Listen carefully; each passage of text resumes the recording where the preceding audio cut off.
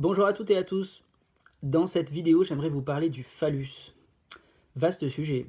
Ce truc-là qu'on aimerait tous avoir ou être, dirait Lacan. Et avec lequel on va tous et toutes devoir s'arranger à un moment ou à un autre, à la fois consciemment et inconsciemment, parce qu'à un moment, on va devoir se rendre compte qu'en fait, on ne l'a pas et qu'on ne l'est pas non plus vraiment. Jamais de manière totalement satisfaisante. Voilà. Alors, pour en parler, ce qui m'a fait y réfléchir, c'est une petite anecdote qui en fait n'en est pas une, en fait elle est très signifiante, qui m'est arrivée dans le cadre de mon travail et que j'aimerais vous raconter pour mieux illustrer ce que peut être pour chacun d'entre nous cette question du phallus, qui renvoie bien évidemment à la question de la castration, c'est-à-dire en fait à l'angoisse que ce truc symbolique va nous être pris. À la fois pour les filles et les garçons, ça fonctionne pour les deux.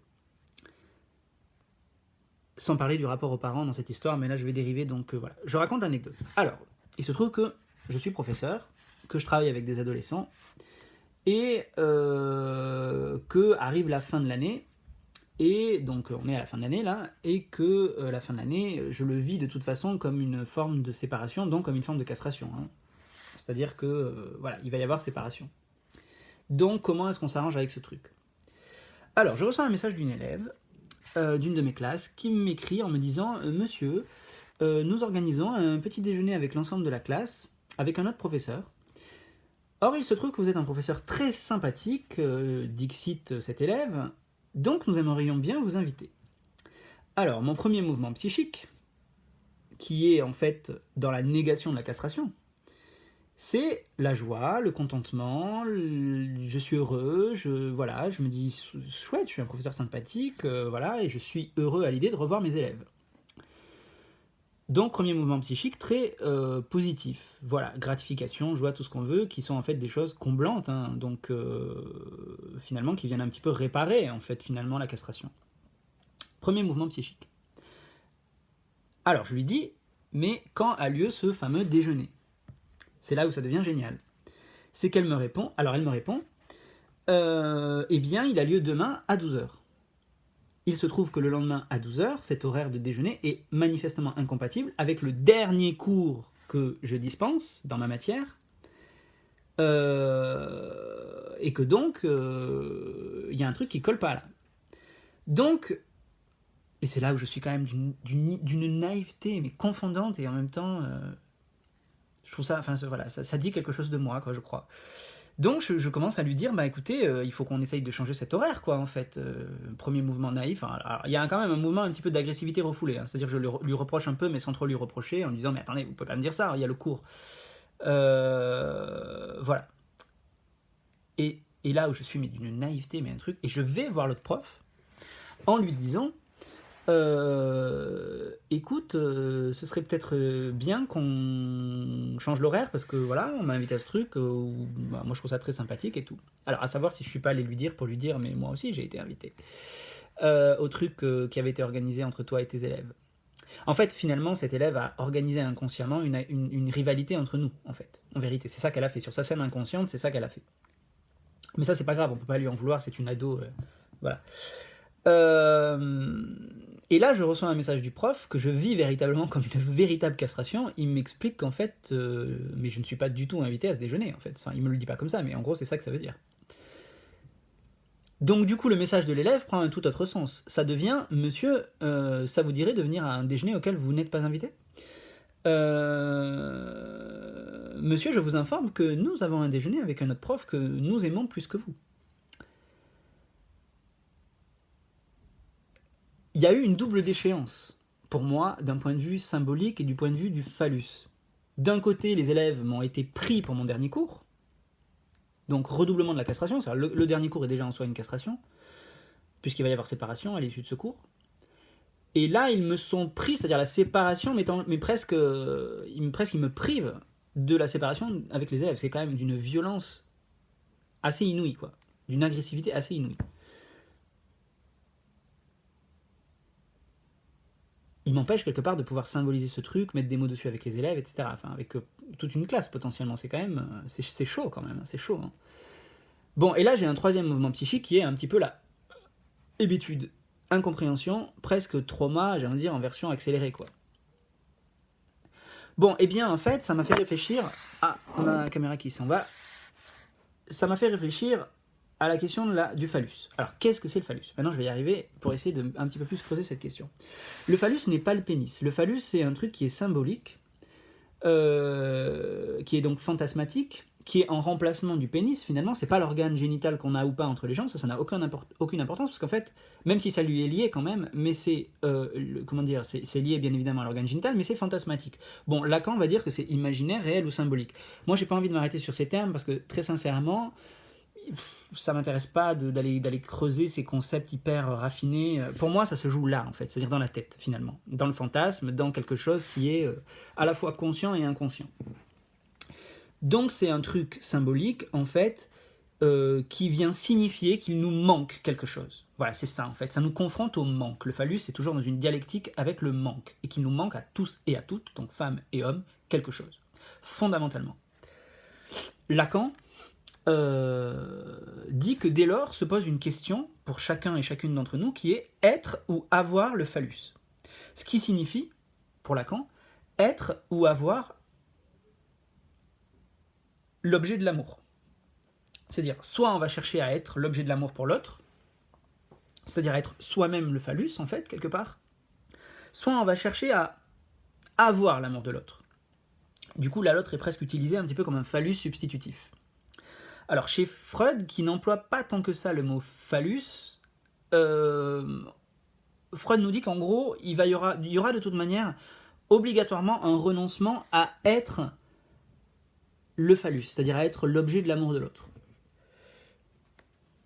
Alors, je ne suis pas complètement d'accord. Je crois qu'en fait, c'est très difficile de renoncer. En fait, c'est ce que me montre cette petite anecdote-là, qui n'en est donc pas une, qui m'organise une scène fantasmatique de castration.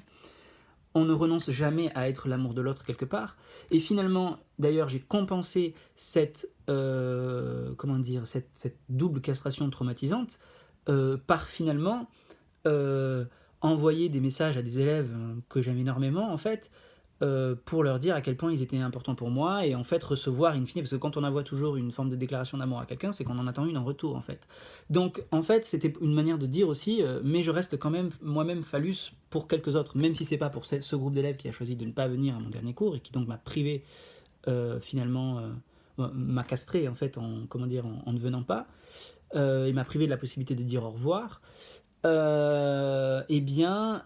C'est pas grave parce que finalement j'en ai d'autres qui compensent. Donc il me semble que j'ai quand même pas totalement renoncé, et je me pose la question de savoir si c'est complètement possible de renoncer à être le phallus de l'autre. Alors sachant qu'être le phallus de l'autre peut aussi, par définition peut vouloir dire être l'objet de l'amour de l'autre. Donc c'est très ambivalent, c'est-à-dire que on est soi-même amour pour l'autre, on peut être, alors Lacan dirait qu'on est signifiant pour l'autre, c'est-à-dire en tant que je signifie quelque chose à l'autre, enfin pour l'autre plus exactement.